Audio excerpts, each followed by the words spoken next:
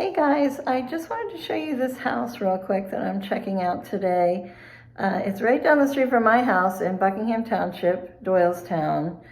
380,000, 3 bedrooms, 2 baths. Sorry about the smoke detector. That happens.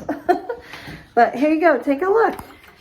You can walk in through the garage here. See the laundry room, which is a really nice little mud room with a powder room. And then you're into this bright little dining room, kitchen, and you've got almost like a great room here. Nice little back porch and backyard.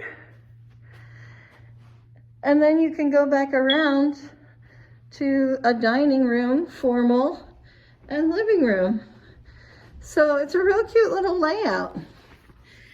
Give me a call if you think you might want to see it. It's going to go fast, we all know. It does have new carpeting too. And it looks like some new, some kind of vinyl plank or wood flooring. All right, I hope you have a great day. Bye.